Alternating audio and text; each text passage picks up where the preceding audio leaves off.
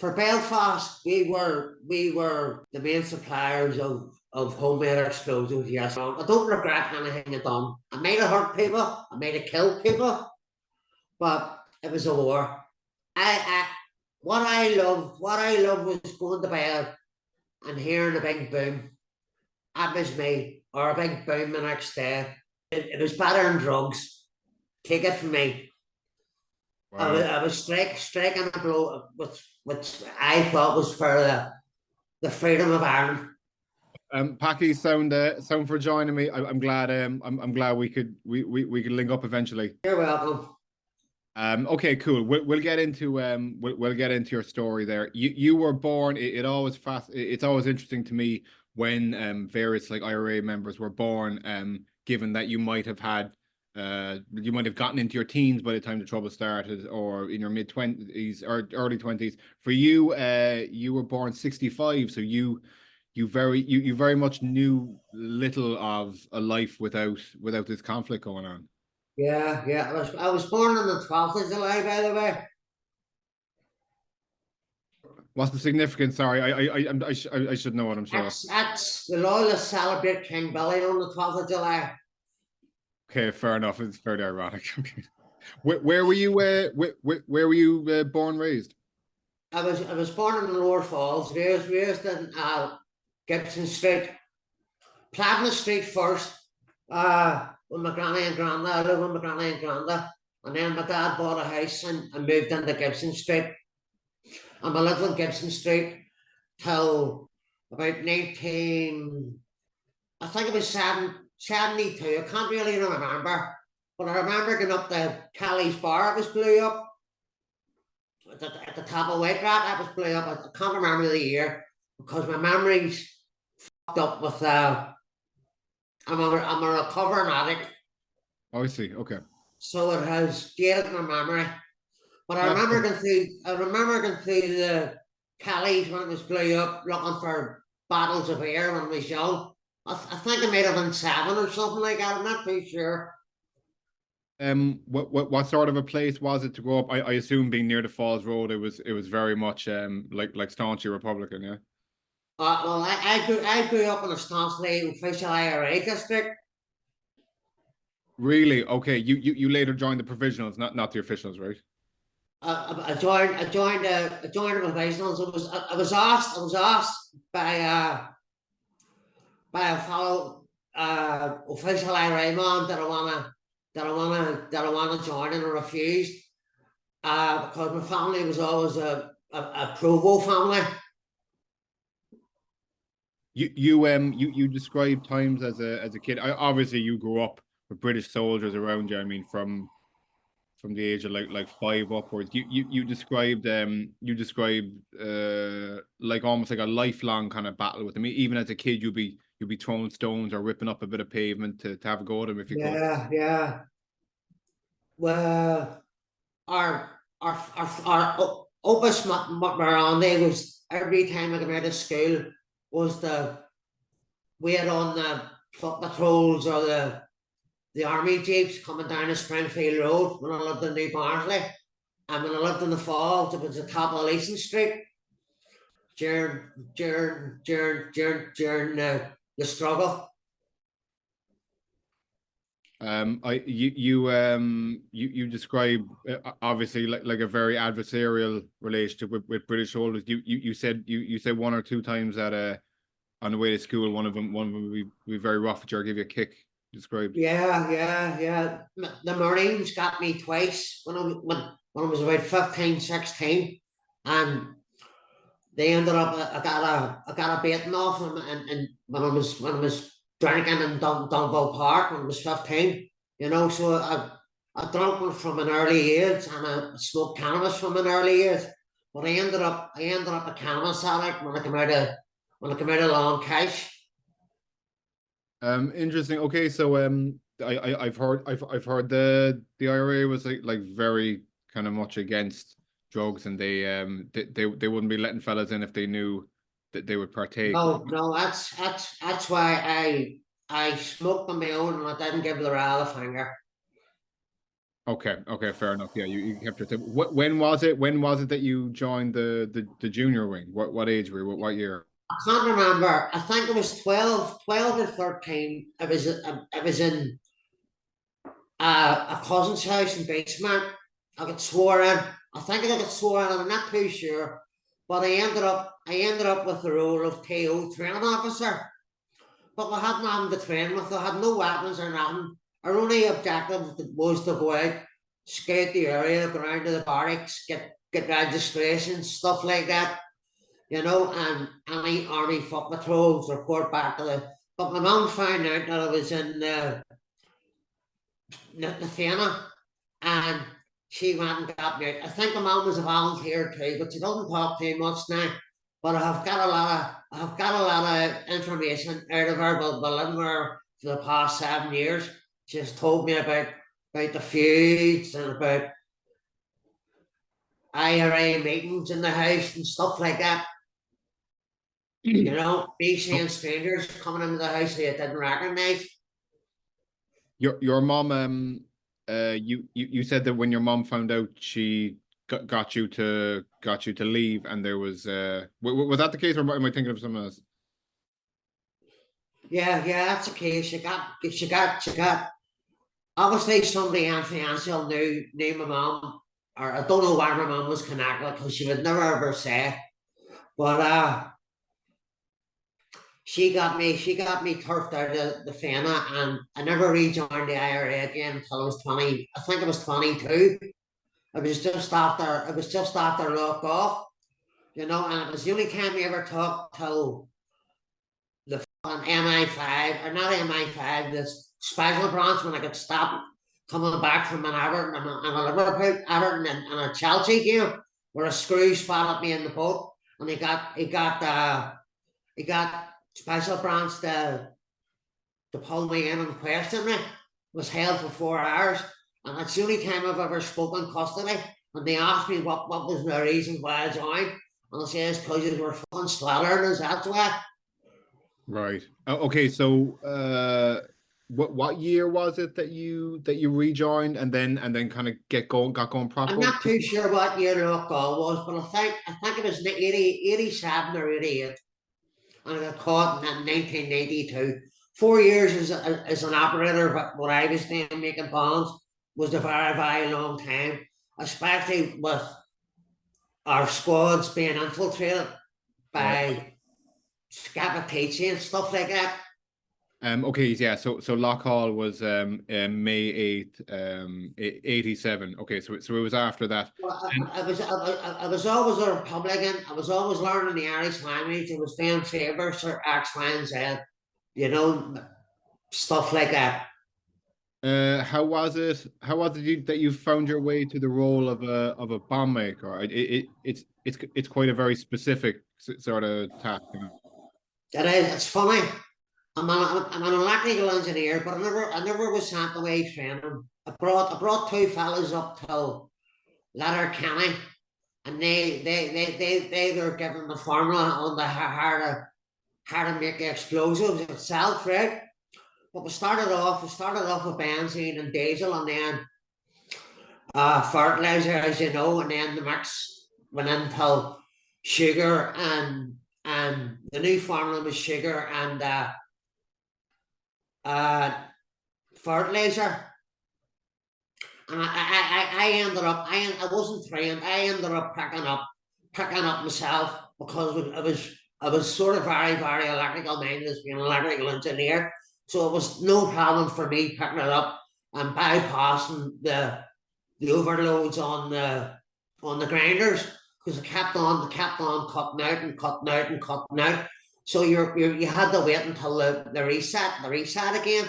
So I bypassed the overload, and we were able to melt away for hours and hours and hours. And then gradually I ended up the main man, making most of the bombs up for maybe two or 3 years, because the squad I was in, I worked my way up. If you understand, we weren't connected to like any unit. We were a special unit, a bomb making unit, who supplied X, Y, and Z. you know, and we would have drove down the country in a sea convoy car. First driver would have been a safety driver, second driver would have been to pick up whoever was in the third car. We would never use indicators or anything like that.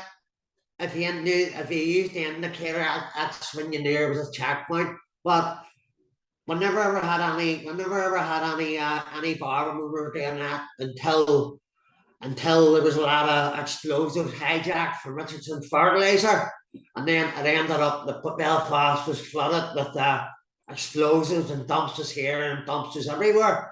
But one of the dumps I worked out of was caught.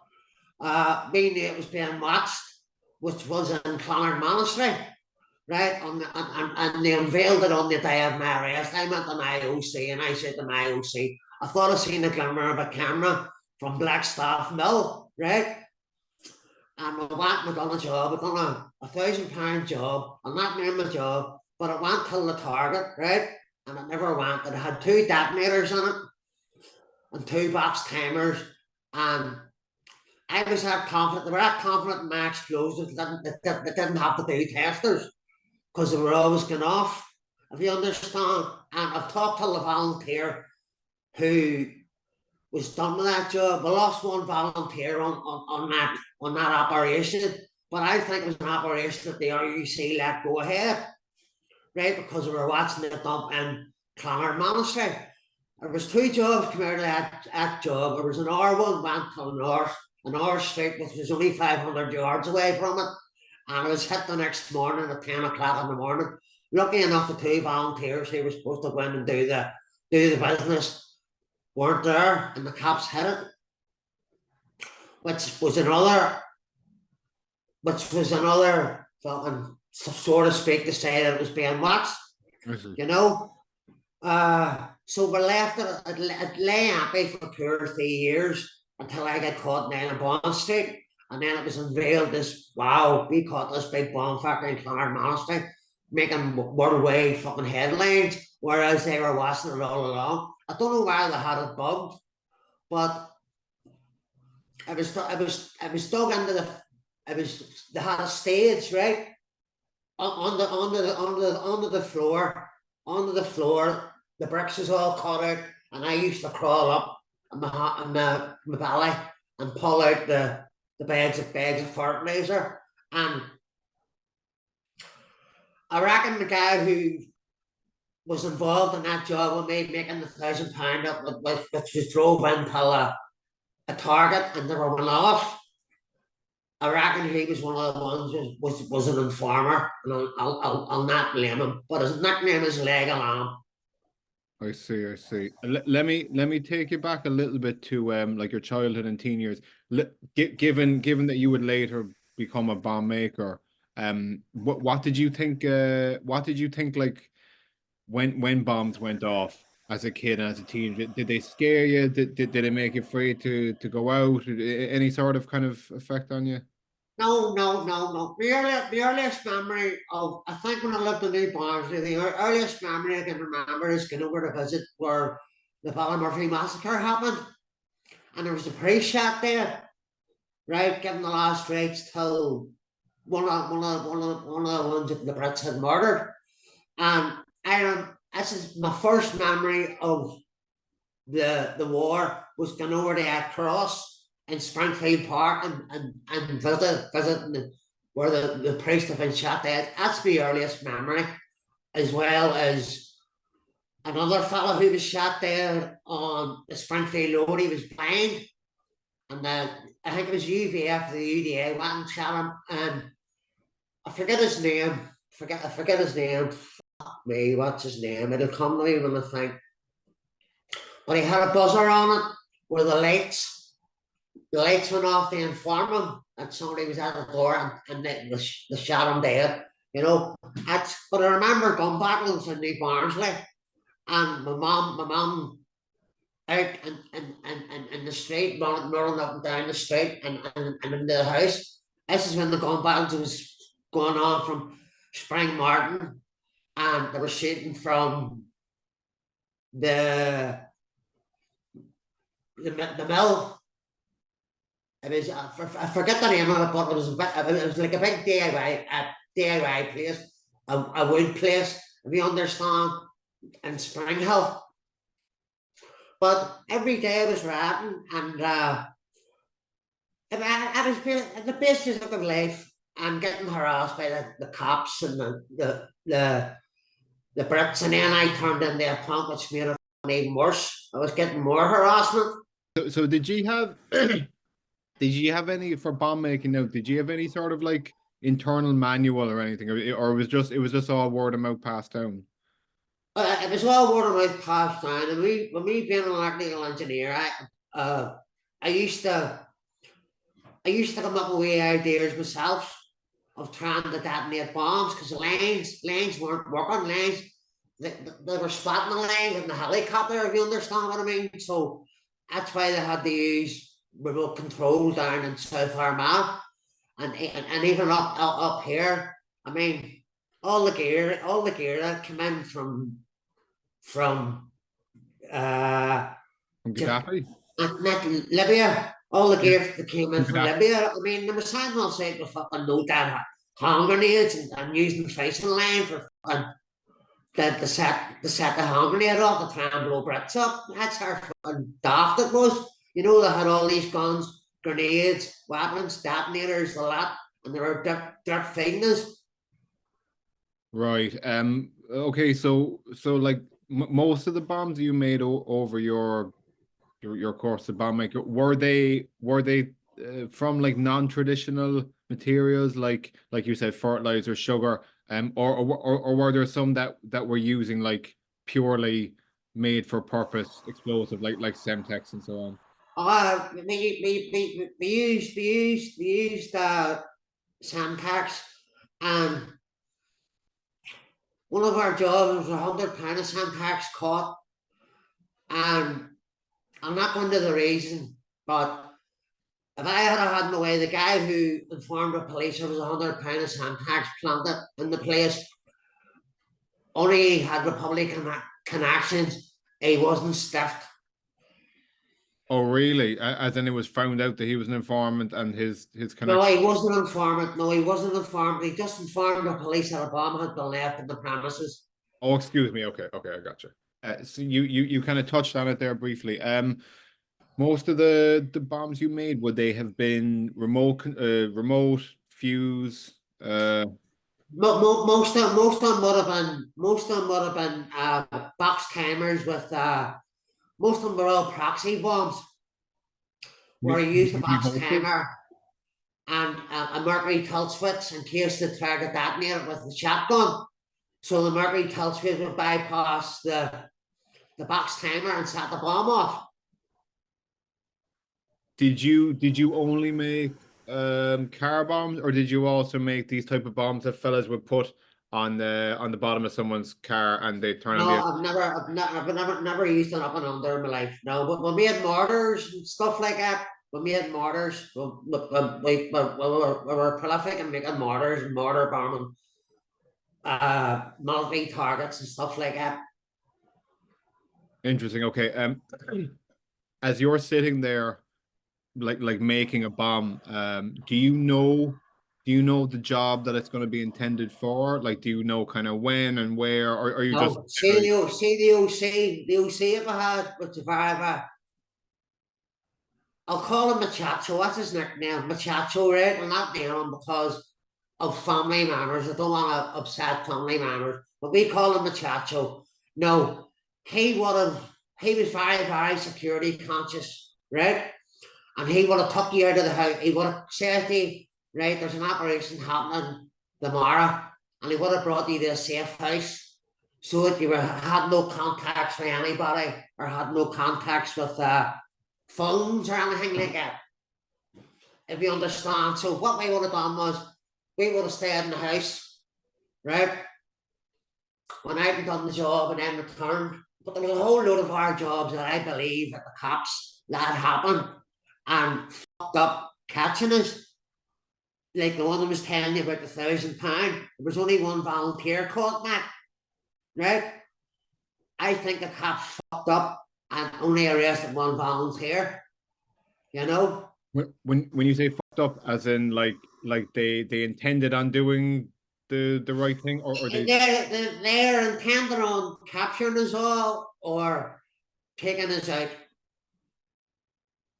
but didn't, because for some reason, probably For protecting your some person. reason, they made the balls up.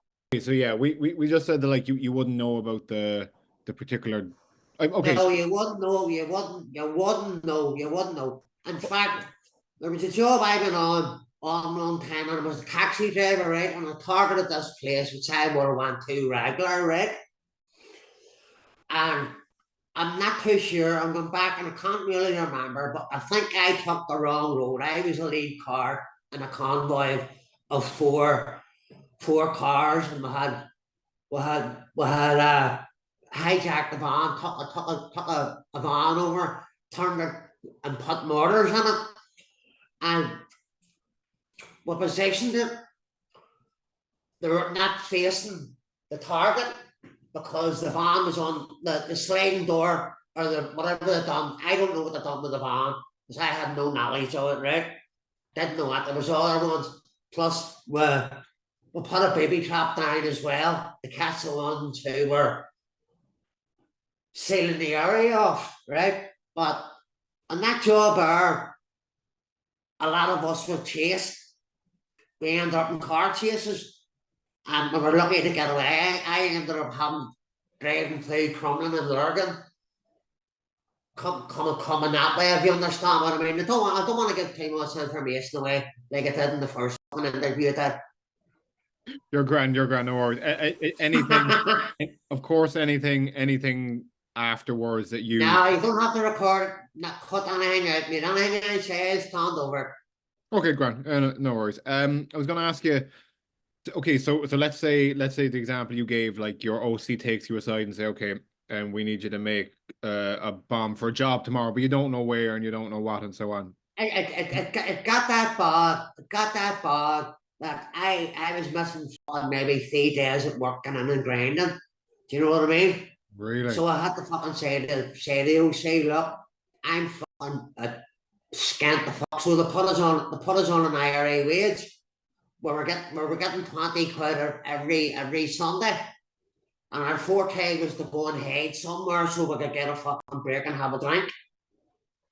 Because we were constantly operating, constantly doing things, targeting things. And I see.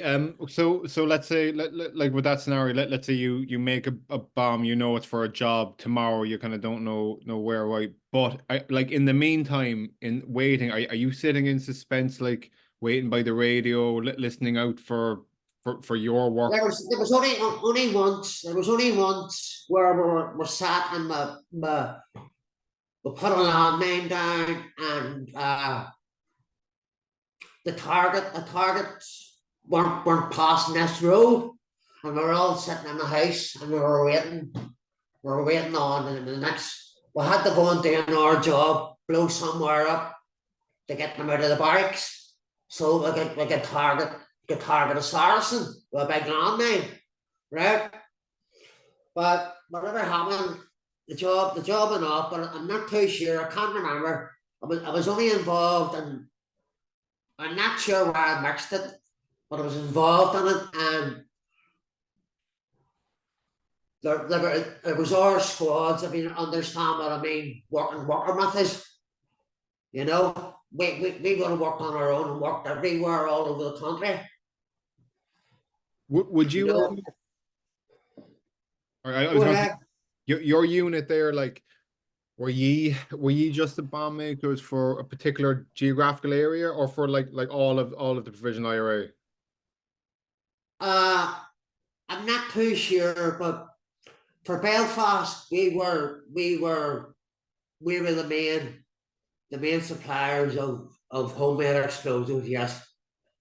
It must have this would be a tough thing to kind of deal with, like, psychologically, but it must have happened where with your bombs, whether you probably didn't intend for them to kill innocent people, but you must have found out after a few of them that No, no, no. I'll tell you.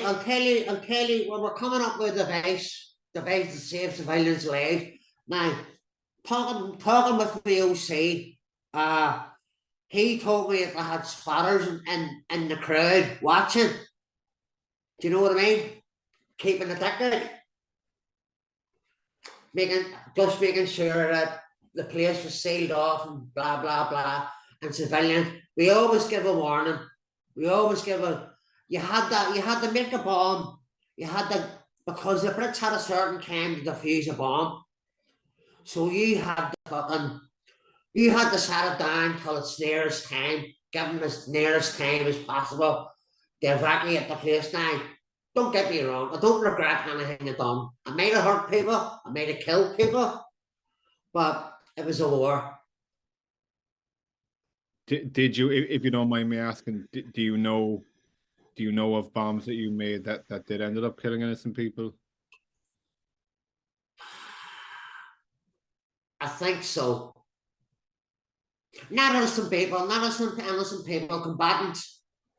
Oh, really? No, I'm talking about civilians. Not I wouldn't Not count civilians, no. Oh, really? Okay, fair enough. If that had happened, do you think it would weigh very heavily on your mind? Of course, because I'm not a psychopath. I've already went through PTSD and stuff like that. And the guy said to me, "You weren't a psychopath. You had a good heart on you." But it's just a situation we grew up and we were occupied and we weren't treated properly by the loyalist community. And now I have made my amends. I have reached out to loyalists and I have loyalist friends as well. I'm reading a book with the loyalists at the minute. Yeah, I'd actually love to speak to him at some stage. I've heard that bomb makers can often get like bitten by their own work. You'll sometimes see like bomb makers in the Middle East maybe missing a bit of a finger or something. Did anything close to that ever happen with you? Premature? No. I knew what I was doing. You know, you had to be very, very careful and work in a plastic bath and mix in a plastic bath so that there was no metal when you were mixing away. You know, because they used to use snack mixers with a shovel, and I'd killed a couple of volunteers in premature explosions. Oh, really? Well, what kind of separates like a good bomb maker from a not so good bomb maker? What kind of things is the good one doing that the less competent one isn't? Well, I was on the job. I was on the job one time, and when I was an AO up in the North squad, which was the most active squad in Belfast. I took over as an AO, right? And we put a line down, and the detonator was wired. No way you used to use bell wire. Bell wire was hard to get. You couldn't get bell wire, but I would have got it because through my electrical contacts, right? So I put this line down with an hour volunteer, which made me very, very suspicious of him. And I was stood down for calling him a tout, which I apologise for. I was wrong. But I later found out something else. People talk after a lot of years of talking, and then you get around your mates who was involved in the squad, and you start talking about jobs that backfired and never went off, or where things went wrong. And anyway, in that job where I was pulled in by a security team and I was questioned, and I said, I put the line in, I didn't wear the that. And by the way, the line was too short. I had to go into a site and take bell 2.5 wire and connect it up to the bell wire to go back to the firing set. It was too short. So that was me off the hook. But the Brits approached me to join them about 2 years before I was caught. They rung me up, and I was shrewd enough to record the approach, right? And it just so happens, after the approach, I was nervous as you would be being approached by British MI5 or British agents. Do you know what I mean? To work for them. And I can't even remember what I said, but I think I said the stickler on job up our hole, something like that. But anyway, the guy who I believe was an informer just so happened to come around the corner of me, and I said, look, I'm only after getting the post by MI5 to work for them. And the cops started following me, and there was vans that you wouldn't see following me, and I gave him the tape, and the tape disappeared, and he told me who he gave the tape to. So it took 10 years of my mates, my ones, and lovely Hearn Diggers, who was caught with me, saying to me, we believe he is an informer, blah, blah, blah. And I got down and we started talking about things. I didn't believe it. But the night before I was arrested, I dropped them home, and the police tried to stop me in a checkpoint. And I drove through the checkpoint. I think the cops tried to come out the road, and my mirror hit him to wave me down, and I just drove on and went to the house. And then the next day, I was caught in a Bond Street. The night before, we were up in the Sarfields having a drink, couple of pints to chill out. I was going to, okay, that's funny. MI5 tried recruiting you on the phone, yeah? Yeah. And I recorded them. I had a recorder at the side of my bed that played tape recorders, because I was into my music and my cassettes, and I recorded the conversation. What was their approach? Did they try threatening you? Did they try offering to pay you? How they try recruiting you? They offered to pay me. I can't really remember what because I put the phone down on them. There's no sense in speaking to the enemy. Can you talk to me a little bit about like the actual process and the components of making like the typical bomb? How do you start? What's the process through it? First of all, you start with grinding your fertilizer down to a certain consistency, right? It would only work when you get down to a certain consistency, right? I don't want to get this information out too much, because there's not. I don't want people picking up bomb making skills. But you want to mix it in the bath. You want to mix it with a chemical which was cancerous. Nitrobenzene. You want to mix it with that, and you want to mix it with red diesel, and you want to have certain measures. This was the old way, and you would have had to use big heavy gloves, like marigolds. Did you ever hear of marigolds or yellow? Like two yellow gloves you wear. Like for doing the dishes? Like for doing the dishes? Yeah, you would have had 2 pairs of marigolds, and you would have had a load of them, because the chemicals would have burnt through the gloves when you were mixing.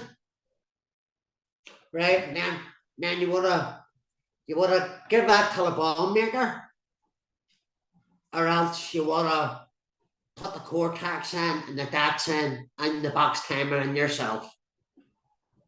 Would it always be the case that if there's like a bombing plan for tomorrow, the bomb gets made like soon before, or would it be the case that like you make a bomb and it gets used a week later or a month later or something? No. You see, you could do that, but with the nitrobenzene and the diesel, I put it through the electrical. No, I'm an electrician, but I forget this. No, the stuff that they use for cracking the walls. You put the wire down. Oh yeah, I do. Yeah. I forget conduit. Well, you want to use plastic conduit to stuff the cortex down, and after a week, the benzene and the chemicals would have act through the cortex, so you would have had the re-cortex again. That's when you were putting it in keg bombs or something like that, or larger bombs, oil barrel bombs. If you understand what I mean, an oil barrel. Would you have known like obviously you'd have known the other bomb makers in your own kind of unit, but like in the IRA generally, would bomb makers be known to each other, given that you share this skill set? No, see mainly what happened. I would have made the bomb up, and I would have had an EO who was specialised, who was trained more than me. I wasn't trained. I was trained in that I had to get one bomb in particular, which was very, very dodgy, right? I put I think it was £800 into a car, right? And I had to put all the cortex down, fill all the fertilizer mix until it keep on layering, keep on layering, keep on layering. Put the cortex literally into the drive well of the car, right? I left the car at a certain spot. When I went into the car park, I noticed two suspicious cars, right? And that car was caught a couple of days later. I reckon MI5 or the Brits tampered with the car, and the car broke down, and they had to get a tow truck to tow it, and it was stopped on its way. So there was a tow truck towing a car with a bomb in it. Wow. So would you? Okay, I mean, would you have known members of, like, they wouldn't have been that local, but like in Belfast? Right. She known. I knew a lot of IRA volunteers, right? But nobody knew I was in the IRA family or nobody. None of my mates. The only ones that knew I was in the IRA was British intelligence and the squad I was in. And ones you would have knew from your local area who was all connected. I was from the Lower Falls. When I lived down the Lower Falls, I knew all who was connected in the Lower Falls because I used to help them out against the OCs. My OC's orders, I would have moved guns for them. I would have moved bombs for them. That because they didn't know I was in the IRA, I would have helped them out. I would have moved a lot of weapons for them, stuff like that. I was actually just about to ask you, like, your main role was obviously a bomb maker, but like, was it that segmented? Would you have ever been asked to go and do a shooting or I any? had my own 2-2 rifle and I had my own shotgun, so it was a good shot. Right, they sent me out in a job one time with a sniper rifle, right, and it wasn't zeroed in for me to fire, and it was a waste of time, waste of an operation, because it should have had me zooming the weapon in, if you understand, with a scope. When I looked at it, it was way off, but I still fired the shot, and I missed. Who did you fire at? A soldier, I presume. A British soldier, yeah. Oh well, what was this in Belfast? This is in Belfast, yeah. We took over a house, and it led on to where you had plain sight, maybe a 1,000, a 500 or a 700-yard shot. That's how far away he was.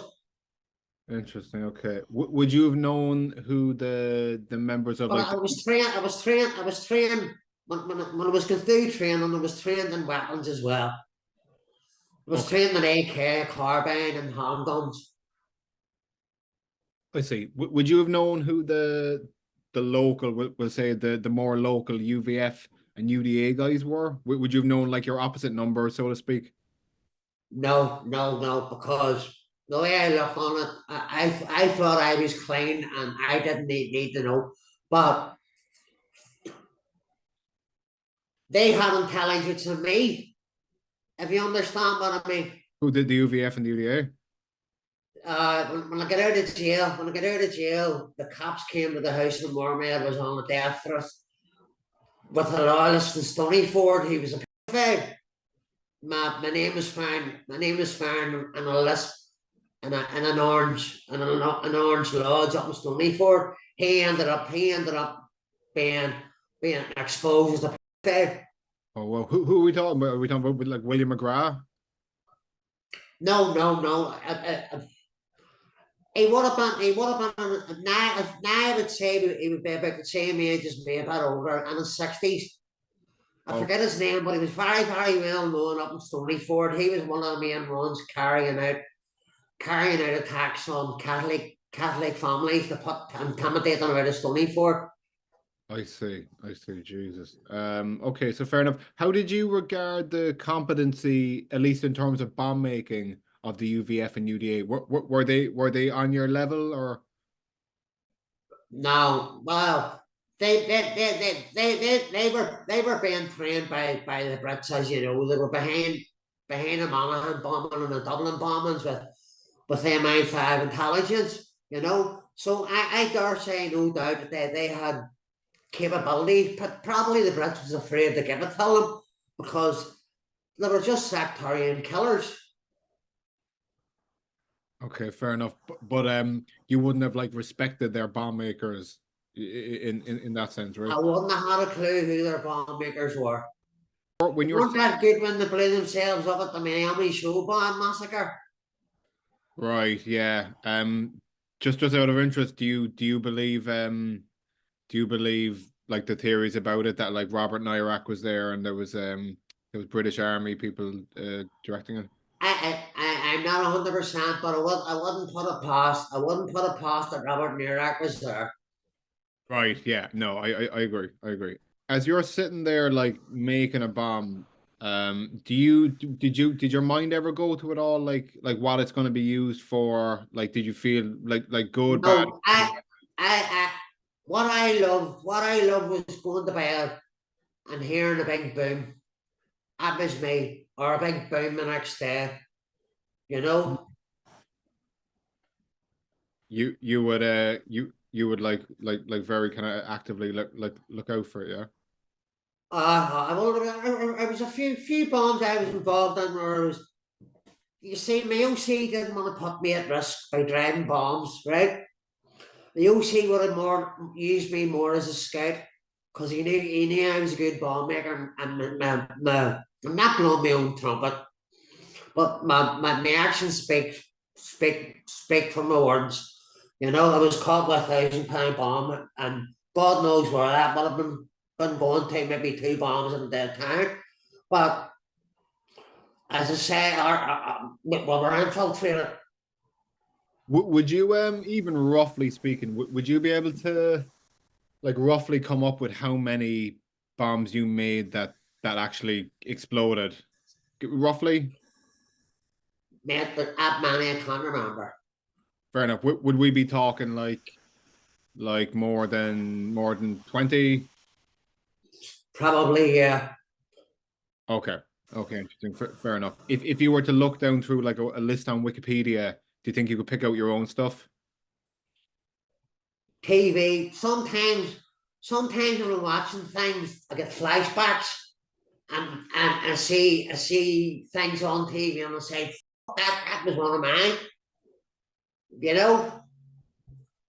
Oh, when that does happen, what's the feeling? Pride? Is it like something you had to do as part of a war? It's I know what drugs is like. It was better than drugs. Take it from me. Wow. I was striking a blow which I thought was for the freedom of Ireland. Was there any operations or bombs that you were involved in that you look back and think, okay, this particular one actually really didn't advance this goal of United Ireland? No, I would say we couldn't. I'm a realist. I agree. I'm a firm believer in the official IRA calling their ceasefire. I think it was in 1972 or 1974 Two of because you couldn't bomb the Brits out of here. Do you know what I mean? You had to take a unionist into account. We have to think of the elements as well. And as my unionist friend said to me, uh, he's a son of David Irvin. marker, and he's a loyalist. And he said to me, Patrick, I hope we aren't treated as badly as you were treated by the Brits. So that's how fearful he is of United Ireland happening, which is inevitable, which is stated in my last interview, only for Brexit. Only for Brexit. That's what is a catalyst for the breakup of the union, which is going to happen. Interesting. Do you think I interviewed an ex-British soldier earlier, and he was saying to me that he doesn't think the campaign of violence kind of made a difference at all, because he thinks it would have come just by political means anyway. In my opinion, I think in order for the Brits to respect the Republicans going about the political process, there kind of had to be violence, because otherwise they just would have ignored them and told them to fuck off. Would you hold? Oh, you had to get off your knees and fight. Okay, yeah. Can you take me to the bomb you made that actually destroyed I think it was the Sunday World office in Belfast? That wasn't for the Sunday World. That was for the post office. See, it just so happened that is a stinking job as well, right? Because I think it was in a post office van. I'm not 100%, but the post office van was stopped by the Brits and allowed to go on. Where the searched it or not, or where the driver who was driving was confident enough to tell him about the post office driver, blah, blah, blah. I don't know. But the war was that dirty. You don't know what was going on. Do you know what I mean? Yeah, you've stated it before there. Brandon Q says the right thing when he says Belfast was fucking stinking, and we were lucky that we weren't. We were a special unit, and we were recruited from all different districts, and we didn't know each other. That's probably why we survived for so long before we got penetrated. You mentioned to me before that you're of the strong opinion that the British let like a good few of your bombs go through and could have stopped them but didn't. Then for reasons of attack informers or for reasons of national security. Okay. Do you think they had some interest in prolonging the war and keeping it going? I think if the Brits could pull out of here in the morning, the fucking could. They'd love to. They'd love to get rid of us, because it only shows you the way they have the DUP on the bus. You know, they don't give a fuck about the unionists, and it's about time the unionists start to realise that. I've actually, yeah, no, it's my opinion. Very obvious in hindsight and everything, but I think it's quite obvious that like the mainland Brits and the British government don't consider Northern Irish people who consider themselves Brits to be Brits. I think it's kind of an afterthought, and yeah, they treat them in a way that they wouldn't treat people on mainland Britain. Like, okay, can you take me to you sitting there in your underwear making a bomb and the authorities burst in? I should have listened to my instinct, right? See, the night before, have you ever heard of the Angel of Death? Yeah.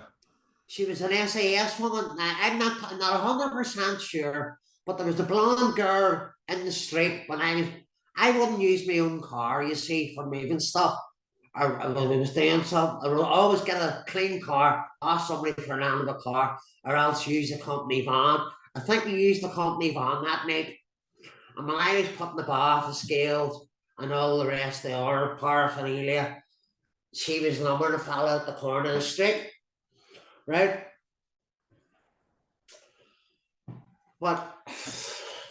And then in hindsight, when I left the house, I think it was picked up by a black taxi. It was actually drove by the Brits that drove me actually up the in Vaughan Street.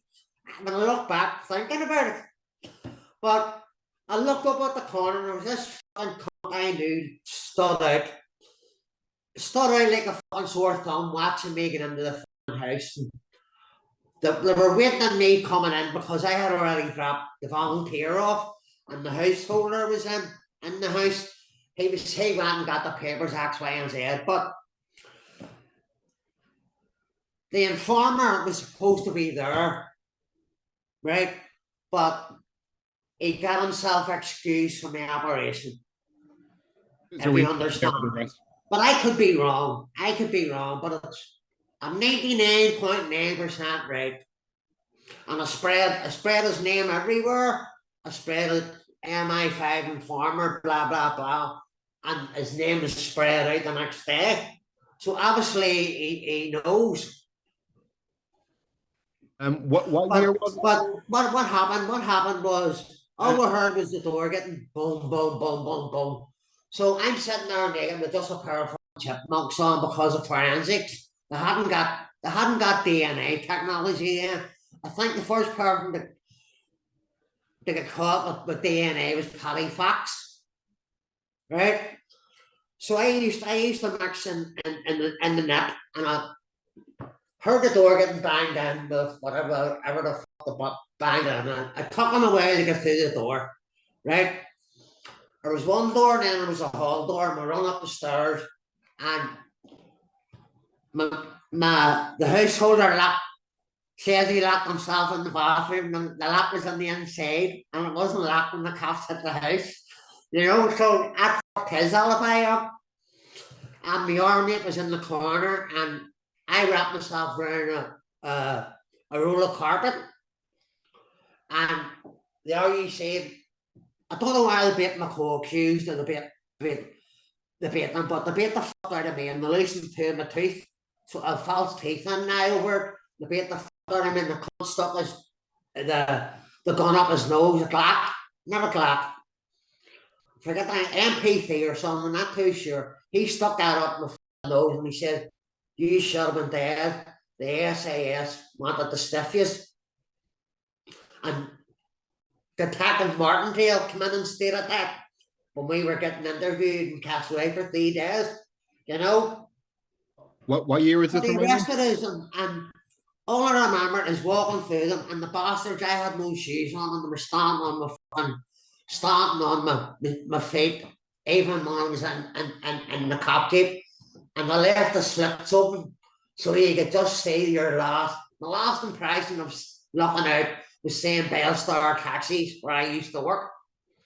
That was the last time I see Belfast for 6 years until I got out of jail. But getting out of jail is just a blank to me. I can't remember anything. I see. What year were you caught again? Remind me. What? What year were you arrested and jailed? Because I was caught with a £1,500 bomb. No, sorry. What year? What year? January the 12th, 1992. Oh, 92. And if you check up on the same day, it's on YouTube. There's a link if you're a journalist, and you can check up.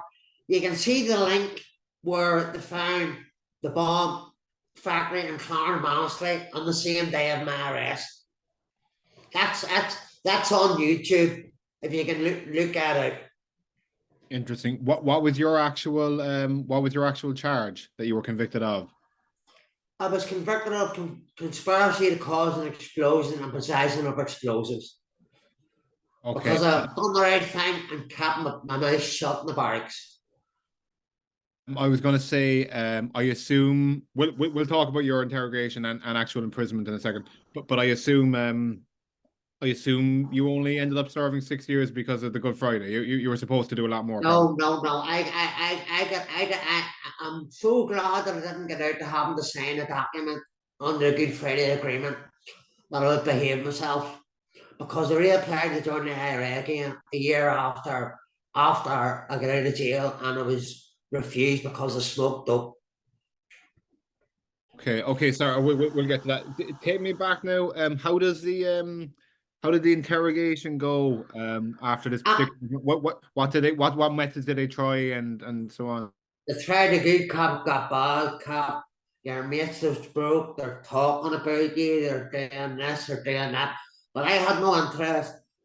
I always remember what my OC said to me. He said, see if they're being violent with you, fucking make sure you get knocked out so you can take the heading. So I would have ended up digging one of them, hoping one of them would have knocked me out or so. But it wasn't violent. There was no violence involved. It was all psychological.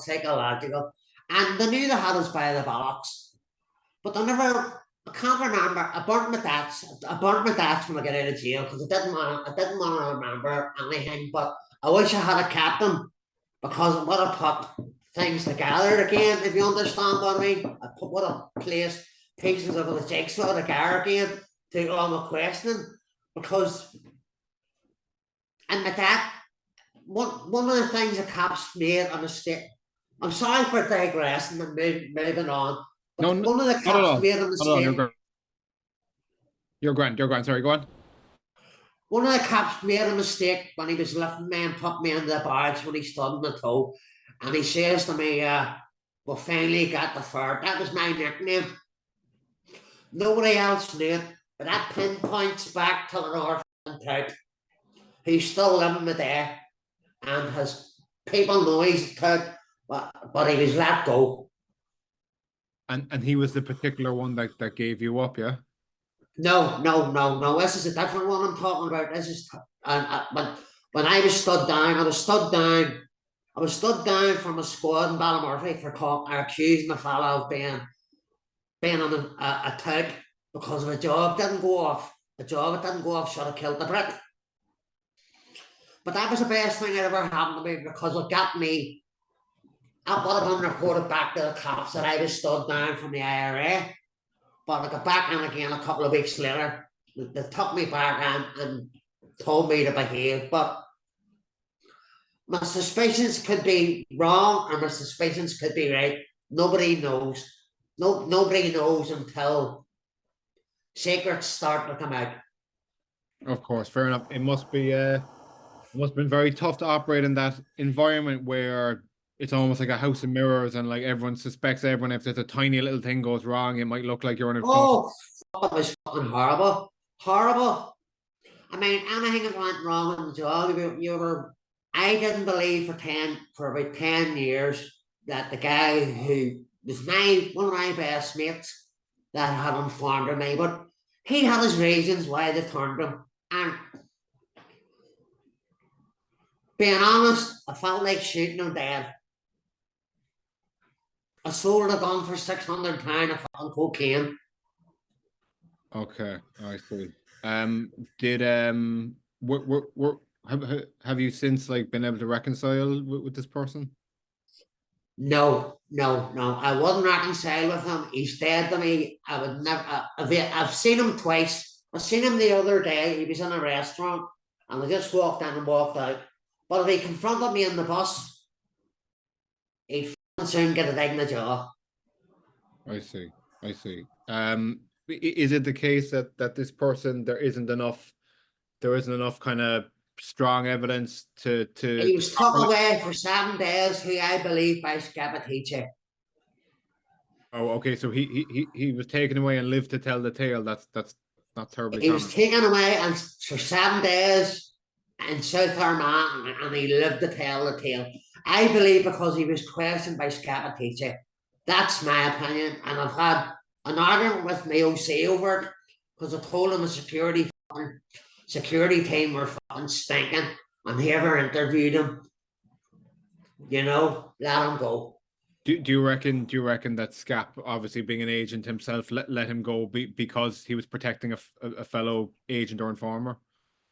It could have been. I could be wrong, but that's only my brain putting two and two together because I can tell you, Scabatice was alleged to have been stood down in 1992, right? The Sinn Féin and the IRA have stated that, right? But I believe that's the biggest crap of shit. Because I'll tell you why, right? There was an informer, I don't know where I was an informer, right? But there was a guy called Joe Mulhern who was shot dead, right?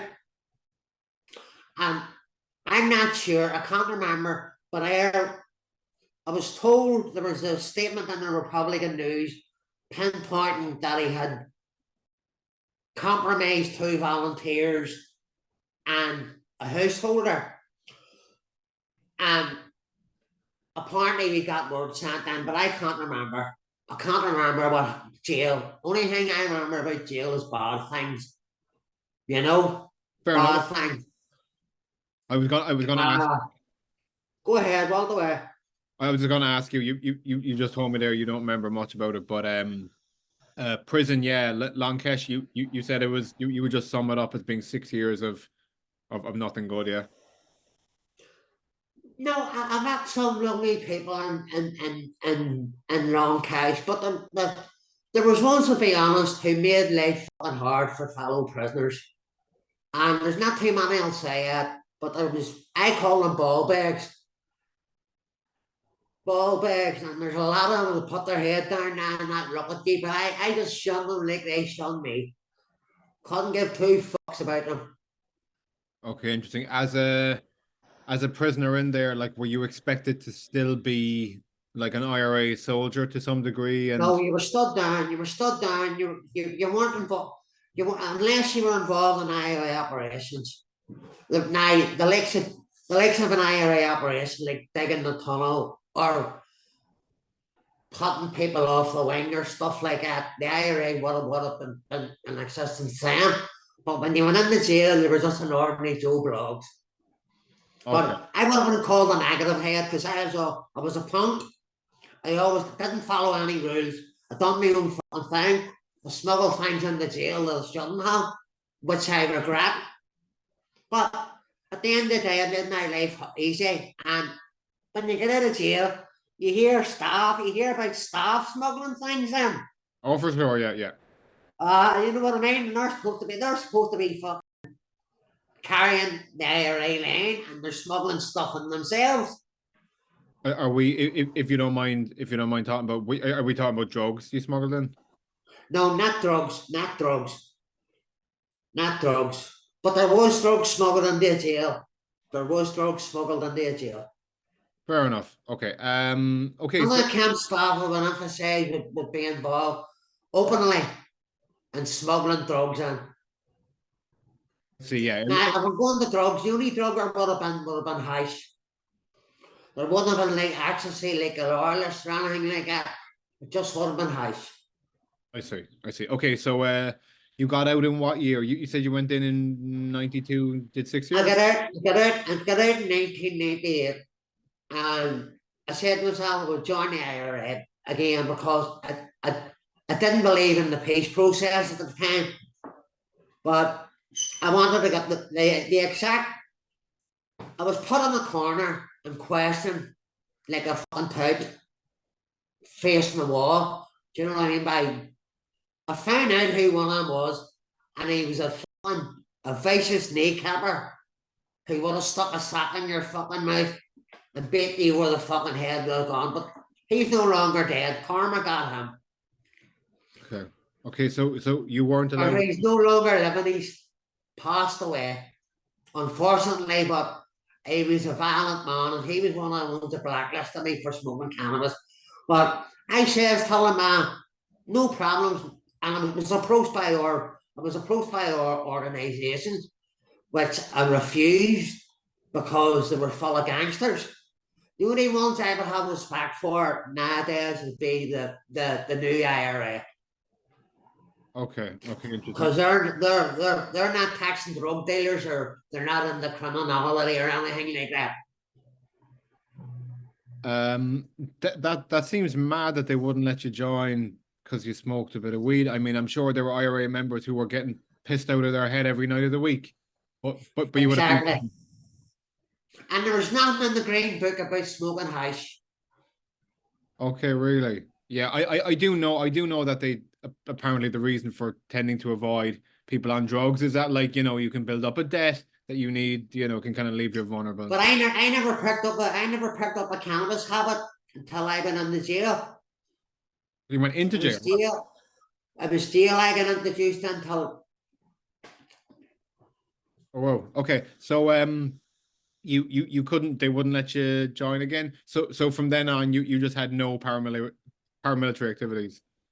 No paramilitary activities at all. No. I lived my life as a taxi driver. And then I ended up back at the firm I was working for. I was a foreman in the firm. But because of my drug addiction, I ended up lost my job because I asked them to introduce drug tests so that I could stay off of drugs. But cocaine's a very, very, very, very, very hard drug. And I'm a stubborn, staunch bastard. And even being staunch couldn't keep me up. Aside about, I'm a recovered addict now at the minute.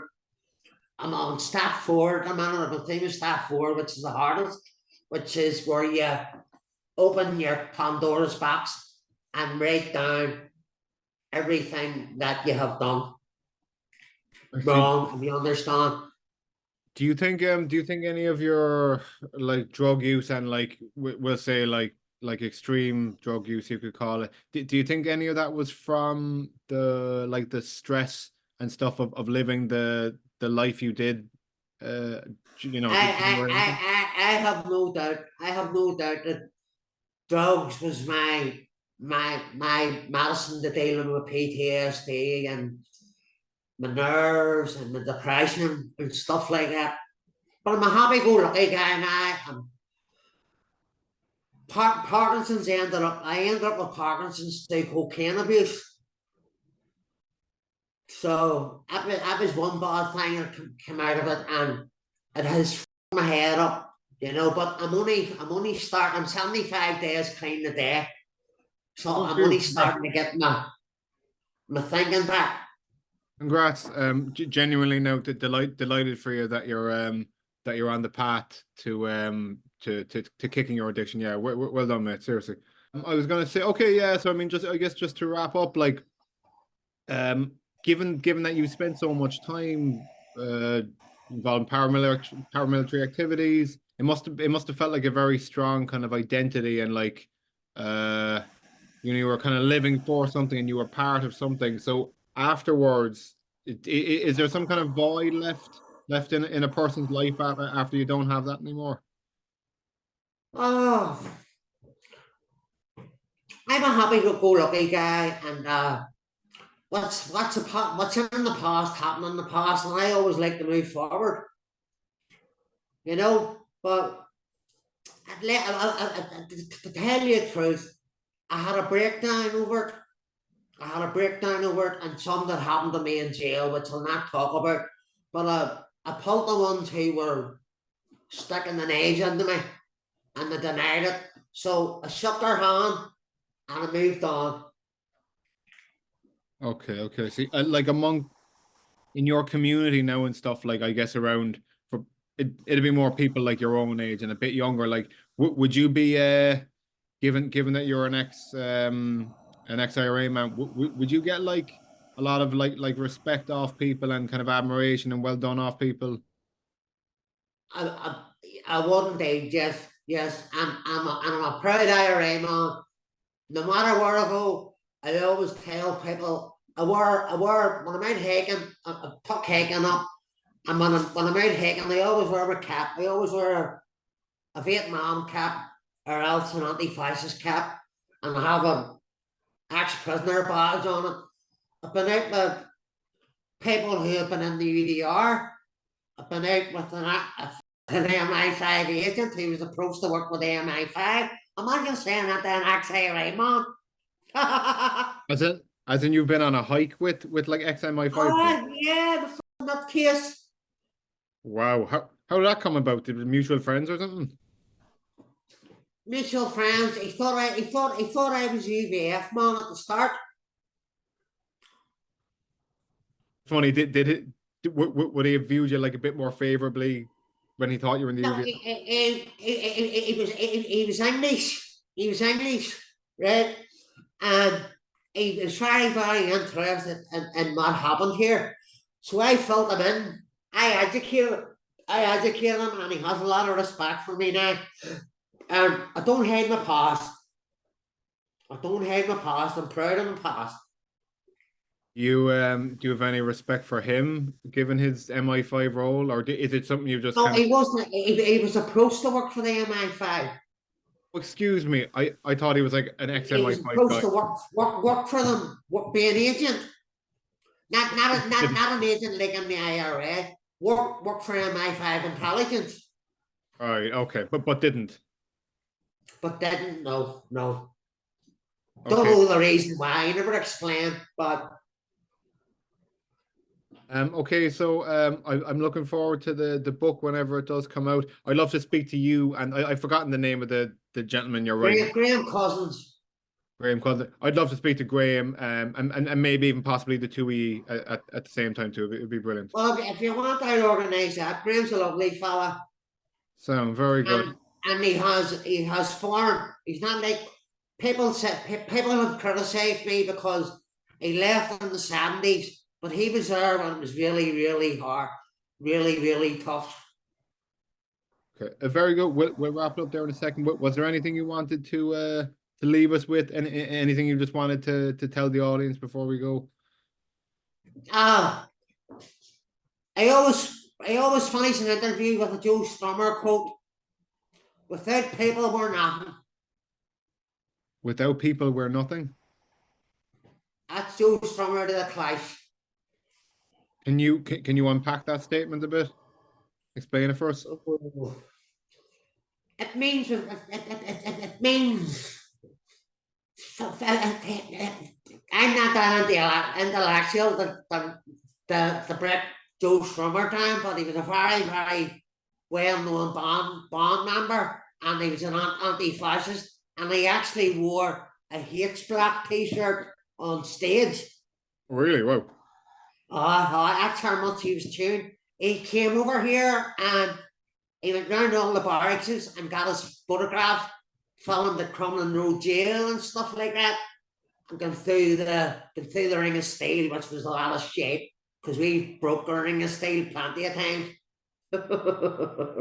I'm sorry, I forgot to mention. I forgot to ask this earlier, but I'll let you go after. If you were when you were imprisoned, if the order came down from on high to do a dirty protest or to even go even further and do a hunger strike, would you have been down for it? Yeah. Do you think? The only thing was asked. I think a guy asked me very, very discreetly would I be involved in would I go on an escape, and I said, "What's the point? I've only got 6 months left to do." And then the tunnel was found in the cache. Speaking of prison escapes, I'm going to be speaking to not the Dark, obviously, but the Brendan Hughes who was involved in planning the helicopter one. So yeah, on the prison break note. Was that in Portlaoise? That was one in Mountjoy on Halloween '73. Mountjoy. Second ever. I was doing a bit of research. Second ever prison escape with a helicopter. The first was in Mexico. Very nice. Yeah, we were very intuitive.